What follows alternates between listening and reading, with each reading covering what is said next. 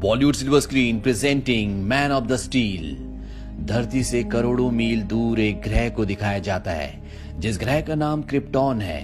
ये ग्रह धरती से बहुत ज्यादा एडवांस होता है। इस ग्रह में औरतें बच्चे पैदा नहीं करती बल्कि बच्चे पैदा करने की यहाँ पर एक खास तकनीक होती है। इसी ग्रह पर एक साइंटिस्ट है जिसका नाम जॉरेल है।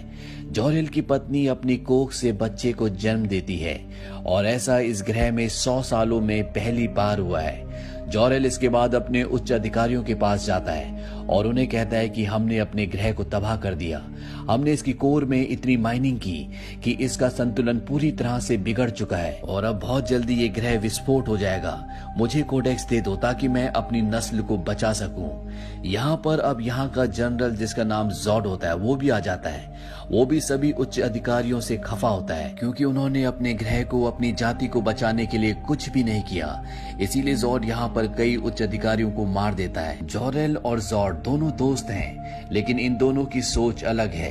जहाँ पर जॉरेल सबको बचाना चाहता है वहीं पर जॉड सिर्फ उनको बचाना चाहता है जो हाइब्रिड है। इसीलिए जॉड के लोग जॉरेल को पकड़ लेते हैं। जॉरेल उनकी कैद से भागने में कामयाब हो जाता है और सीधा उस जगह जाता है जहाँ पर कोडेक्स है। वो पानी के अंदर कूदता है जहाँ पर दिखाया जाता है कि इस ग्रह में बच्चों की खेती की जाती है और इन सब का स्रोत एक ही जगह से निकलता है और वो होता है कोडेक्स। जॉरेल कोडेक्स लेकर यहाँ से निकल जाता है और सीधा अपनी पत्नी और अपने नवजात शिशु के पास पहुंचता है। कोडेक्स के अंदर जितनी भी ताकत होती है उससे वो अपने बच्चे के जीन्स को पूरी तरह से बदल देता है। दरअसल उसने कोडेक्स की सारी शक्तियां अपने बच्चे के जीन्स में डाल दी और इसके बाद वो एक फ्लाइंग ऑब्जेक्ट से अपने बेटे कार्ल एल को धरती की तरफ भेज देता है क्योंकि ये ग्रह बहुत जल्दी पूरी तरह से नष्ट होने वाला है। अब यहाँ पर जनरल जॉड भी आ जाता है जो इस बात से बहुत गुस्सा होता है कि जॉरेल ने अपने बेटे के साथ कोडेक्स को कहीं दूसरी जगह भेज दिया है, इसीलिए वो उसे मार देता है और जॉरेल की पत्नी से पूछता है कि बताओ तुमने अपने बेटे को कहाँ भेजा है। जॉरेल की पत्नी कहती है ये तुम्हें कभी पता नहीं चलेगा। यहाँ पर अब इस ग्रह के सुरक्षा दल का यान आ जाता है जो जनरल जॉड और उसके सभी साथियों को पकड़ लेता है। इन सब को बर्फ के अंदर जमा कर 300 चक्र तक इसी अवस्था में रहने की सजा सुनाकर अंतरिक्ष में एक यान से छोड़ दिया जाता है।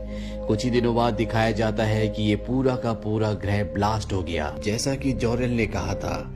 इस घटना के कुछ सालों बाद दिखाया जाता है कि जॉरेल का बेटा कार्ल जो कि अर्थ पर आम बच्चों की तरह उन्हीं के साथ स्कूल पढ़ रहा होता है लेकिन उसके अंदर बहुत सारी शक्तियां होती हैं। वो छोटी से छोटी आहट को सुन सकता है, साथ ही वो किसी भी चीज के आर पार देख सकता है। ये सब चीजें उसे बहुत परेशान करती हैं, इसीलिए वो भागकर एक स्टोर रूम में चला जाता है। टीचर उसे दरवाजा खोलने के लिए बोलती है लेकिन कार्ल जिसका धरती पर अब नया नाम क्लार्क कैंट है वो दरवाजा नहीं खोलता। इसीलिए क्लार्क कैंट की मॉम को बुलाया जाता है जिनका नाम मार्था कैंट है।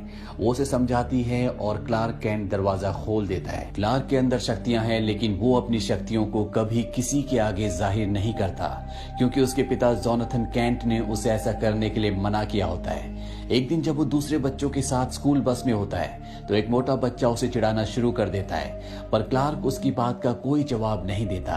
अगले पल बस नदी में गिर जाती है और सब बच्चे डूबना शुरू हो जाते हैं पर इससे पहले कि सब बच्चों की जान जाती क्लार्क सब बच्चों को बचा लेता है पर अभी भी मोटा बच्चा नदी के अंदर होता है। क्लार्क उसे भी बचाकर बाहर ले आता है। इसके बाद उस बच्चे के माँ बाप क्लार्क के घर पर आते हैं और वो उसके पिता को कहते हैं कि तुम्हारे बच्चे के अंदर बहुत शक्तियां हैं, तुम्हें दुनिया से उसे छुपाना नहीं चाहिए। क्लार्क के पिता जोनाथन कैंट उनकी बात का कोई जवाब नहीं देते और अपने बेटे क्लार्क के पास जाते हैं। वो क्लार्क से कहते हैं कि मैंने तुम्हें कहा था कि तुम्हें अपनी शक्तियों को दुनिया से छुपा कर रखना है। ये दुनिया तुम्हारी शक्तियों को एक्सेप्ट करने के लिए अभी तैयार नहीं है।